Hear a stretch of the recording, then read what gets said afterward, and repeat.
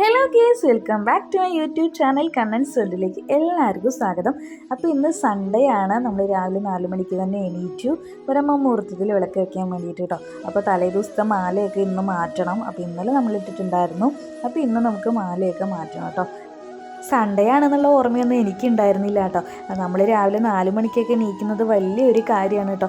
സാധാരണ സൺഡേ ആണെന്ന് പറഞ്ഞു കഴിഞ്ഞാൽ പിറ്റേ ദിവസം നമ്മൾ തലേ ദിവസം തന്നെ പറഞ്ഞു വെച്ചിട്ടുണ്ടാവും നാളെ രാവിലെ കുറച്ച് നേരം കൂടി ഉറങ്ങണം കേട്ടോ. അപ്പം അങ്ങനെയുള്ള ഉറങ്ങിക്കൊണ്ടിരുന്ന ഞാനാണ് ഇങ്ങനെയൊക്കെ വിളക്ക് കൊളുത്തി പ്രാർത്ഥിക്കുന്നത് കേട്ടോ. എന്നും നമ്മൾ വിളക്ക് കൊളുത്തി പ്രാർത്ഥിക്കുമായിരുന്നു, പക്ഷേ ബ്രഹ്മമുഹൂർത്തത്തിൽ എണീറ്റ് വിളക്ക് കൊളുത്തി പ്രാർത്ഥിക്കുമായിരുന്നില്ല കേട്ടോ. അപ്പോൾ സൺഡേ അപ്പോൾ ഇങ്ങനെയൊക്കെയാണ്. രാവിലെയൊക്കെ നേരത്തെ എണീറ്റ് ഒരുപാട് ചേഞ്ചസ് ആണ് കേട്ടോ എനിക്കുണ്ടായിരിക്കുന്നത്. അപ്പോൾ രാവിലെ നമ്മളിത് ബ്രഹ്മമുഹൂർത്തത്തിൽ എണീറ്റു, വിളക്ക് വെച്ചു, അതേപോലെ തന്നെ കന്തശഷ്ടിയൊക്കെ വായിച്ചു കേട്ടോ. അപ്പോൾ തലേ ദിവസത്തെ നമ്മൾ മാവിളക്ക് ഇട്ടിട്ടുണ്ടായിരുന്നു. കുറേ പേര് ചോദിച്ചാണ് കേട്ടോ മാവിളക്ക് എന്താ ചെയ്യുന്നതെന്ന്. അപ്പോൾ ഞാനിത് വീഡിയോ എടുത്ത് വെച്ചിട്ടുണ്ടായിരുന്നതാണ്. ഞാനിതുപോലെ ഒരു ചെറിയ കഷ്ണം എടുത്തിട്ട് പ്രസാദം പോലെ ഇങ്ങനെ വായിലിടും കേട്ടോ. അതേപോലെ തന്നെ തിരിച്ച എല്ലാവർക്കും പ്രസാദമായിട്ട് കൊടുക്കും. അതിന് ശേഷം ഞാനിത് കുരുവികൾക്ക് വെച്ചു കൊടുക്കുകയാണ് കേട്ടോ ചെയ്യുക. തറയിലൊന്നും നിലത്തൊന്നും വെക്കലില്ല. പക്ഷേ ഞാൻ ഏതെങ്കിലും ഒരു ഹൈറ്റുള്ള ഭാഗത്തൊന്നുമില്ല, ഷീറ്റിൻ്റെയോ ടെറസിൻ്റെയോ മുകളിലൊക്കെ വെക്കുകയാണ് കേട്ടോ. അപ്പോൾ അത് കുരുവികൾ വന്ന് കഴിച്ചിട്ട് പോകും കേട്ടോ. അപ്പോൾ നമ്മൾ ഇന്നലെ പഴനി പോയതിന് ശേഷം നമ്മൾ വേറൊരു സ്ഥലത്ത് കൂടി പോയിട്ടുണ്ടായിരുന്നു കേട്ടോ. അപ്പോൾ ഞാൻ ആ വീഡിയോ ഇതിൽ ആഡ് ചെയ്തിട്ടുണ്ട്. എന്താണെന്ന് പറഞ്ഞു കഴിഞ്ഞാൽ ഒരൊറ്റ വീഡിയോ ആയിട്ട് ലോങ് ആയിട്ട് ചെയ്യാൻ പറ്റില്ല എന്ന് വിചാരിച്ചിട്ടാണ് ഞാൻ ഇന്നലത്തെ വീഡിയോയിൽ നിന്ന് കട്ട് ചെയ്തിട്ട് ഇന്നത്തേക്ക് ആക്കിയത് കേട്ടോ. അപ്പോൾ നമ്മൾ പോകുന്നത് കനകംപട്ടി സിദ്ധറുടെ ഒരു ആലയം എന്ന് പറയാം കേട്ടോ. കനകംപട്ടി സിദ്ധർ ആലയം എന്നാണ് പറയണത്. അപ്പോൾ ഇതൊരു വലിയൊരു ഗ്രാമമാണ് കേട്ടോ. അത് കനകംപട്ടി എന്നാണ് ഈ സ്ഥലത്തിൻ്റെ പേര്. അപ്പോൾ കറക്റ്റായിട്ട് ഇവിടെ പറഞ്ഞു കഴിഞ്ഞാൽ ഒരു സിദ്ധരാണിത്, മുരുകൻ്റെ ഒരു ഭക്തനാണ്. ഒരുപാട് ഏക്കർ സ്ഥലങ്ങളാണ് കേട്ടോ 2 സൈഡും ഉള്ളത്. അതേപോലെ ഇവിടെ ഇളനീരിന് 20 രൂപ മാത്രമാണ് കേട്ടോ എല്ലാവരുടെയും നിന്നും വാങ്ങുള്ളൂ. സാധാരണ 40, 45, 50 രൂപയൊക്കെയാണ് വാങ്ങുക. പക്ഷേ ഈ ഒരു ഭാഗത്ത് 20 രൂപയാണ് കേട്ടോ ഇളനീരിന് വാങ്ങലുള്ളൂ. അതവിടെ കൂടുതൽ വിളയുന്നതുകൊണ്ടാണോ എന്നറിയില്ല. അതേപോലെ 2 സൈഡും കടകളൊക്കെ ഉണ്ട്. ആ സൈഡ് കടകളിൽ മൊത്തം അരി പാക്കറ്റുകൾ വെച്ചിട്ടുണ്ട് കേട്ടോ. 5 കിലോ മുതൽ നമുക്ക് 20-25 കിലോ വരെയുള്ള അരി സഞ്ചികൾ ഇങ്ങനെ നമുക്ക് കാണാം കേട്ടോ. ഇതിവിടെ വഴിപാടായിട്ട് കൊടുക്കാൻ വേണ്ടിയിട്ട് എല്ലാവരും വാങ്ങിയിട്ട് പോകുന്ന ഒന്നാണ് കേട്ടോ. അതേപോലെ നമ്മുടെ കാര്യം നടന്നു കഴിഞ്ഞ് പറഞ്ഞു കഴിഞ്ഞാൽ നമ്മൾ ഇന്നത് ചെയ്യാമെന്ന് പറയില്ലേ, ഞാനിങ്ങനെ ചെയ്യാട്ടോ ഭഗവാനെ, ഇല്ലെങ്കിൽ ഇത്ര രൂപ ഇടാട്ടോ എന്നൊക്കെ പറയില്ലേ. പക്ഷെ അങ്ങനെ ചെയ്യാതെ നമ്മൾ അരിസഞ്ചികൾ അത്ര ഇവിടെ വാങ്ങി കൊടുക്കുക കേട്ടോ. ഇത് ഒരുപാട് സെലിബ്രിറ്റികളൊക്കെ പോയിട്ടുള്ള ഒരു ആലയമാണ് കേട്ടോ. അപ്പോൾ കനകംപട്ടി സിദ്ധർ എന്നാണ് പറയുക. കാളിമുത്തു എന്ന് അത്ര ഈ സിദ്ധറുടെ പേര് കേട്ടോ. 2014 ജീവസമാധി ആയത്. അപ്പോൾ ഈ സിദ്ധറിൻ്റെ ഒരു 35 വയസ്സ് വരെയൊക്കെ സാധാരണ ഒരു നോർമൽ പീപ്പിളിനെ പോലെ ആയിരുന്നു അത്രേ. അതിനുശേഷം ഒരു തോളിൽ ഒരു മൂട്ട, അതായത് ഒരു ഇങ്ങനെ ബാണ്ടക്കെട്ട് ഉണ്ടാവില്ലേ, അതുപോലെ ബാണ്ടക്കെട്ട് കൊണ്ട് നടക്കുന്ന ഒരു സ്വാമിയായിരുന്നു അത്ര കേട്ടോ. ഈ ബാണ്ടക്കെട്ടിന് തമിഴ്നാട്ടിൽ മൂട്ട എന്നാണ് കേട്ടോ പറയുക. അപ്പോൾ മൂട്ട സ്വാമിയായിരുന്നു ഈ സ്വാമീനെ വിളിക്കുമായിരുന്നു എന്നാണ് പറയണത്. അപ്പോൾ ഈ സിദ്ധറുടെ ഇതെന്ന് പറഞ്ഞു കഴിഞ്ഞാൽ ഒരു 35 വയസ്സ് വരെ സാധാരണ ഒരു മനുഷ്യനെ പോലെ ജീവിച്ചതിന് ശേഷം ഇതുപോലെ മൂട്ട ചുമന്ന് നടക്കുമായിരുന്നു അത്ര കേട്ടോ.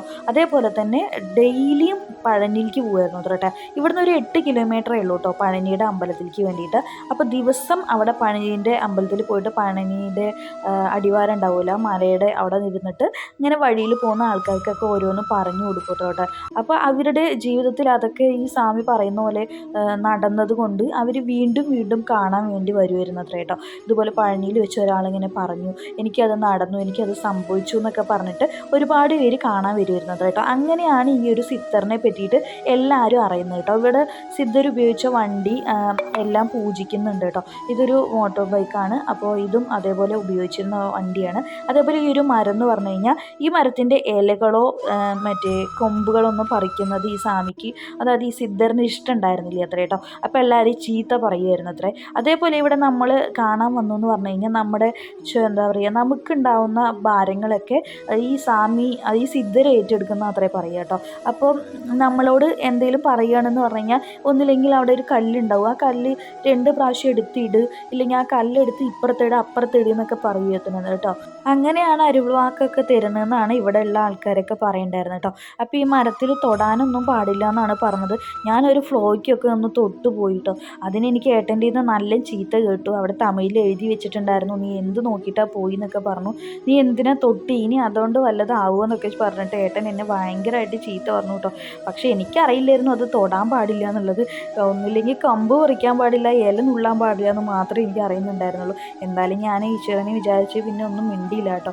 അപ്പോൾ ഈ ഒരു വീട് എന്ന് പറഞ്ഞു കഴിഞ്ഞാൽ ഈ ഒരു സിത്തർ താമസിച്ച ഒരു വീടാണ്. അതേപോലെ തന്നെ ഇവിടെ കിടക്കിയും അതേപോലെ തന്നെ റൂമിലുള്ള കുറച്ച് സാധനങ്ങളും മാത്രമേ ഉള്ളൂ കേട്ടോ. അപ്പോൾ നമ്മൾ ആ റൂമിൻ്റെ ഉള്ളിലേക്ക് പോയിട്ട് അതൊക്കെ ഒന്ന് കണ്ടിട്ട് വരാം. അവിടെ അതേപോലെ തന്നെ ഫോട്ടോയും 2-3 ഫോട്ടോയും ഒക്കെ വെച്ചിട്ടുണ്ട്. പിന്നെ ഒരു ഭസ്മമൊക്കെ ഉണ്ടാവും കേട്ടോ. അപ്പോൾ ഭസ്മമൊക്കെ നമുക്ക് തൊട്ടിട്ട് വരാം. ശരിക്കും പറഞ്ഞു കഴിഞ്ഞാൽ ഈ സിദ്ധരുടെ ഒരു ഇതെന്ന് പറഞ്ഞു കഴിഞ്ഞാൽ മുരുകൻ്റെ ഒരു ഭക്തനാണ്.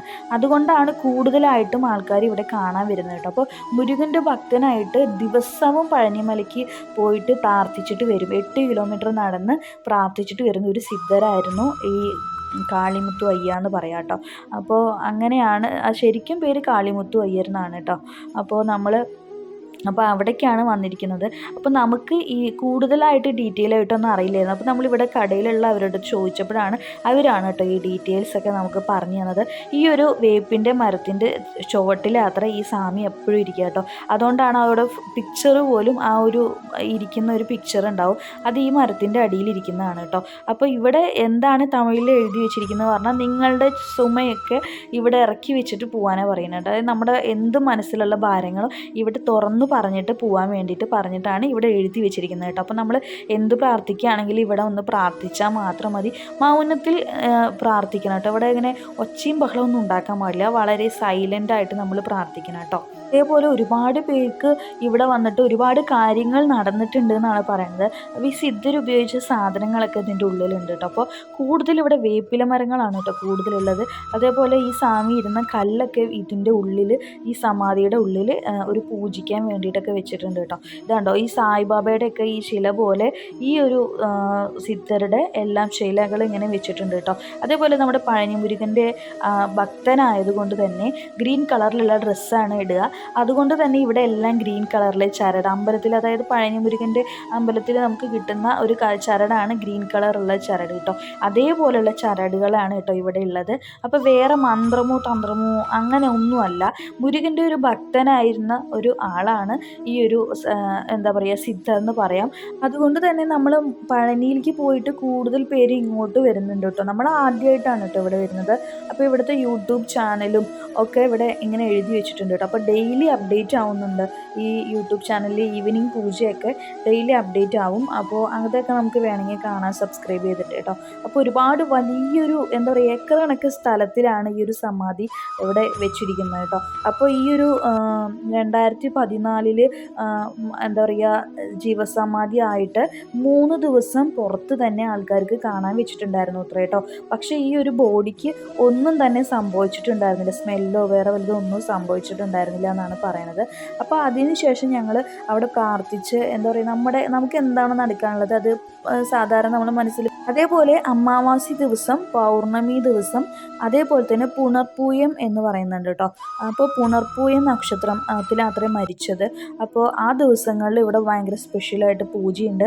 ആ സമയത്ത് മാത്രം ഈ സമാധിയിൽ ഭസ്മം കൊണ്ടും അതേപോലെ തന്നെ ചന്ദനം കൊണ്ടും ഫുള്ളായിട്ട് മൂടും അത്ര കേട്ടോ. അത് ഇവിടെ എല്ലാവർക്കും പ്രസാദമായിട്ട് കൊടുക്കുന്നുണ്ട്. അത് മൂടിക്കഴിഞ്ഞു എന്ന് പറഞ്ഞു കഴിഞ്ഞാൽ അതിനൊരു ശക്തി വരുന്നതാണ് ഇവിടെ എല്ലാവരും പറയുന്നത്. അതിനുശേഷം ചന്ദനവും അതേപോലെ തന്നെ ഭസ്മവും പ്രസാദമായിട്ട് നമുക്ക് തരും. അത് നമ്മൾ ഒരു നുള്ളു വെള്ളത്തിലൊക്കെ കലക്കി കുടിച്ചു എന്ന് പറഞ്ഞു കഴിഞ്ഞാൽ നമ്മുടെ തീരാത്ത വ്യാധികളും തീരുമെന്നാണ് ഇവിടുത്തെ ഒരു വിശ്വാസമായിട്ട് പറയണത്.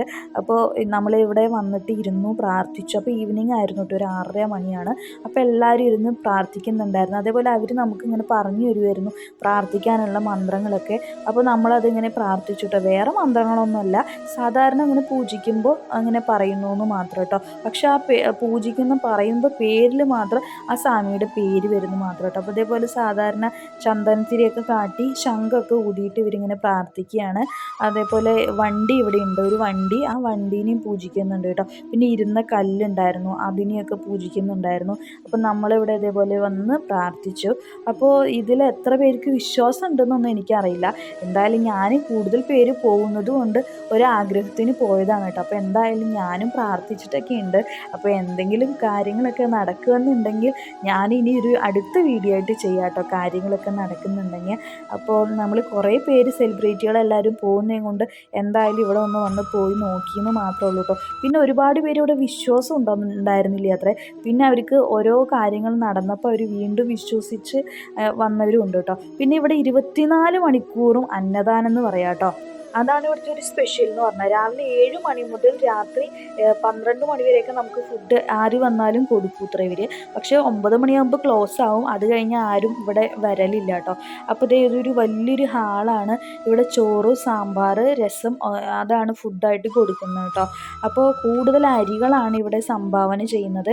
വേറെ ക്യാഷൊന്നും നമ്മൾ അവിടെ സമർപ്പിച്ച് കഴിഞ്ഞാൽ അവരത് മേടിക്കില്ല കേട്ടോ. അപ്പോൾ അതുകൊണ്ടൊക്കെ എനിക്ക് ഭയങ്കര ഒരു വിശ്വാസമായി കേട്ടോ. അതേപോലെ സാമ്പാറും രസവും ഭയങ്കര ടേസ്റ്റ് ഉണ്ടായിരുന്നു. ഇവിടുത്തെ സിദ്ധർക്ക് ഇതുപോലെ എല്ലാവരും വയറ് നിറയെ ഫുഡ് കഴിച്ചിട്ട് പോകണം അത്ര ആഗ്രഹം. അതുകൊണ്ട് സിദ്ധരുള്ള സമയത്ത് ഇതേപോലെ എല്ലാവർക്കും ഫുഡ് കൊടുക്കുമായിരുന്നു അത്രേ. പിന്നെ ഇവിടെ വേറൊരു ക്യാഷോ വേറെ വല്ലതൊന്നും വാങ്ങുന്നില്ല. ഇവിടെ കൂടുതലായിട്ടും അരിയാണ് കേട്ടോ എല്ലാവരും ഡൊണേറ്റ് ചെയ്യുന്നത്. പിന്നെ അടുത്ത പ്രാവശ്യം വരുമ്പോൾ നമുക്ക് ഇതേപോലെ ഡൊണേറ്റ് ചെയ്യണം എന്നൊക്കെ വിചാരിച്ചു. അതുപോലെ തലേ ദിവസം ഇങ്ങനെ വന്ന് കിടന്നിട്ട് പിറ്റേ ദിവസം ഇവിടെ ഫുൾ ക്ലീൻ ചെയ്തിട്ട് പ്രാർത്ഥിച്ചിട്ട് പോകും കേട്ടോ. അതൊക്കെ അത്ര ഇവിടുത്തെ ഒരു വഴിപാട് എന്ന് പറയുന്നുണ്ട്.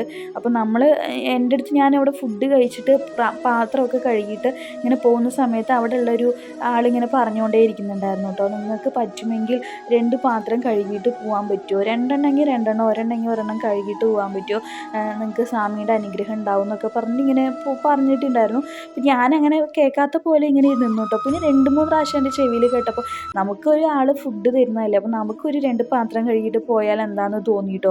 അങ്ങനെ ഞാൻ ഇതുവരെ ഒന്നും ചെയ്യാത്തൊരു കാര്യമായിരുന്നു. അതെനിക്ക് അത്ഭുതപ്പെടുത്തുന്ന ഒന്നാണ് കേട്ടോ. അങ്ങനെ ഞാൻ പതുക്കെ ഇങ്ങനെ നടന്നു പോയിട്ട് നോക്കുമ്പോൾ അവിടെ ആരും ഉണ്ടായിരുന്നില്ല പാത്രം കഴുകാനൊക്കെ. ഒരു ചേച്ചി മാത്രം ഇങ്ങനെ പാത്രം കഴുകുന്നുണ്ടായിരുന്നു കേട്ടോ. അപ്പം ഞാനിങ്ങനെ പോയപ്പോൾ ഞാൻ ഈ പോകുന്നത് കണ്ടിട്ട് ഒരുപാട് പേര് എൻ്റെ പിന്നിൽ വന്നു കേട്ടോ. പിന്നെ അമ്മയും ചേച്ചിയും ചെറിയമ്മയും എല്ലാവരും വന്നിട്ട് അവിടെ കുറേ പാത്രങ്ങളുണ്ടായിരുന്നു, അതൊക്കെ കഴുകി വെടുപ്പാക്കി കൊടുക്കുകയാണ് കേട്ടോ ചെയ്തത്. അപ്പോൾ ഇത് എന്തുകൊണ്ടാണെന്നൊന്നും എനിക്ക് ചോദിച്ചാൽ അറിയില്ല. നമ്മൾ ഫുഡ് കഴിച്ചിട്ട് അവർ പറഞ്ഞത് കേട്ടപ്പോൾ എന്തോ തോന്നിയിട്ട് ഞാൻ ചെയ്തതാണ് കേട്ടോ. അങ്ങനെ ഞങ്ങൾ കുറച്ച് നേരം പാത്രമൊക്കെ കഴുകി വെടുപ്പാക്കി. ഒരുപാട് പാത്രങ്ങളുണ്ടായിരുന്നു കേട്ടോ. അപ്പോൾ ഫുള്ളും പാത്രമൊക്കെ മൂറിയതിന് ശേഷം ഞങ്ങൾ അവിടെ നിന്ന് ഇറങ്ങുകയാണ് കേട്ടോ ചെയ്തത്. അപ്പോൾ 9:30 മണിയായി ഞങ്ങൾ അവിടെ നിന്ന് ഇറങ്ങുമ്പോൾ തന്നെ. അപ്പോൾ ഇന്നത്തെ വീഡിയോ ഇത്രയേ ഉള്ളൂ. അപ്പോൾ വീഡിയോ ഇഷ്ടമായാൽ ലൈക്ക് ചെയ്യുക, ഷെയർ ചെയ്യുക, കമൻറ്റ് ചെയ്യുക, സബ്സ്ക്രൈബ് ചെയ്തിട്ടാണെങ്കിൽ സബ്സ്ക്രൈബ് ചെയ്ത് സപ്പോർട്ട് ചെയ്യാൻ മറക്കില്ല. നെക്സ്റ്റ് പുതിയ വീഡിയോ ഇരുന്നത്